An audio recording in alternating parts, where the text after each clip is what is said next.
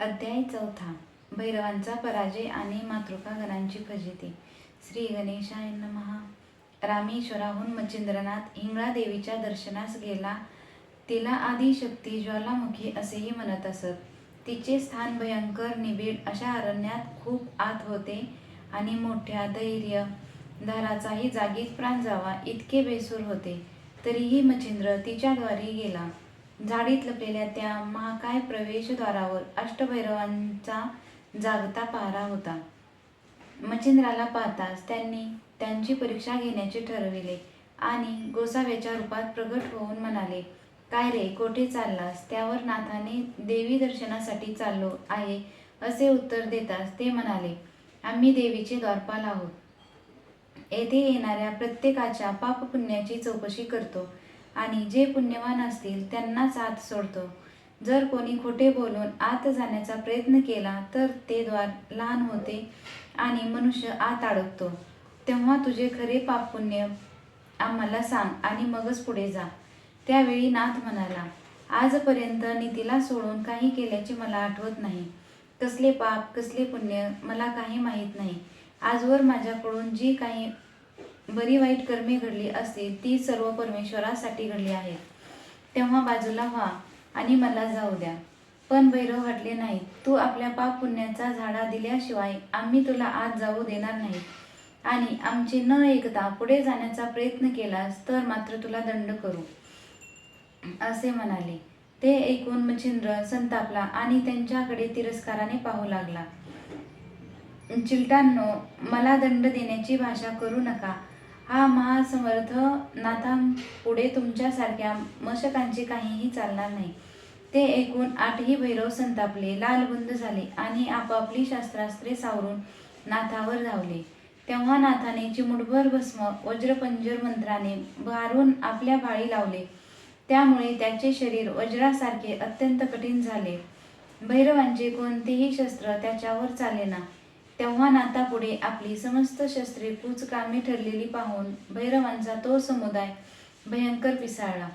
त्यांनी त्याच्यावर वात, काम, इंद्र, सर्प, ब्रह्मा, रुद्र, दानव, कृतांत अशा एकापेक्षा एक भयंकर अस्त्रांचा एकाच वेळी मारा केला. त्या भयंकर अस्त्रांनी आसमंतात प्रलय काळासारखे प्रचंड थैमान घातले. पण नाथ डगमगला नाही. त्याने मोठ्या धैर्याने हाहाकार माजविणाऱ्या त्या अस्त्रांवर प्रतिअस्त्रांची योजना करून भैरवांचे अस्त्रबल प्रभावहीन व नामशेष करून टाकले आणि त्याच वेळी वाताकर्षणाचा प्रयोग करून त्या भैरवांना निश्चित पाडले. त्या युद्धात इंद्रशक्तीने जो भीषण नाद केला तो ऐकून देवीने तो काय प्रकार आहे ते पाहण्यासाठी आपल्या मातृकागणांना पाठविले. त्यांनीही मच्छिंद्रावर शस्त्रांचा प्रचंड मारा केला.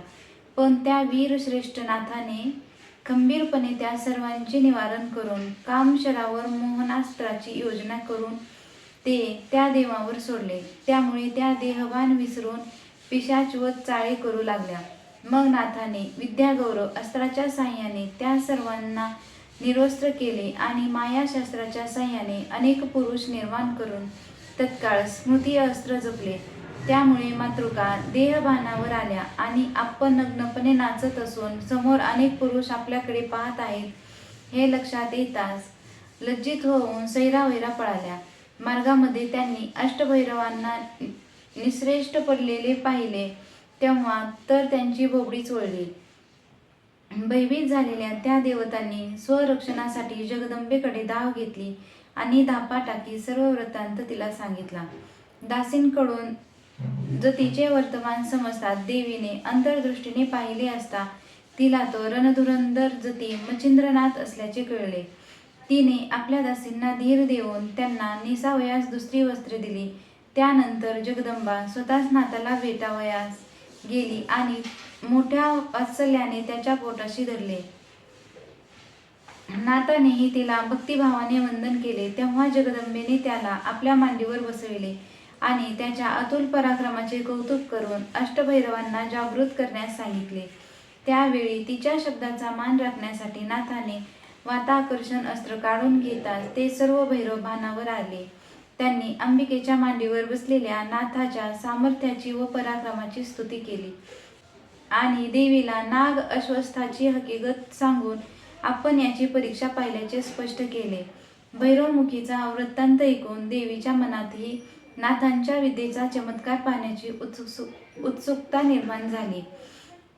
तेव्हा तिच्या विनंतीवरून नाथाने नागास्त्र आणि वायू अस्त्राचा एकाच वेळी प्रयोग करून एका पर्वताला आकाशात उडवून त्याला भ्रमण करायला लावले. ते पाहून देवी थक्क झाली. तिने नाथाची फजिती करण्यासाठी तो पर्वत आपल्या शक्तीने खाली पाडण्याचा प्रयत्न केला, पण उपयोग झाला नाही. नाथाने योगबलाने तो पर्वत पुन्हा जागेवर ठेवला व त्यावेळी त्यांच्या सदविद्येचे सामर्थ्य पाहून प्रसन्न चित्त हिंगळादेवीने त्यांना स्पर्शास्त्र व भिन्नास्त्र अशी 2 अस्त्रे दिली.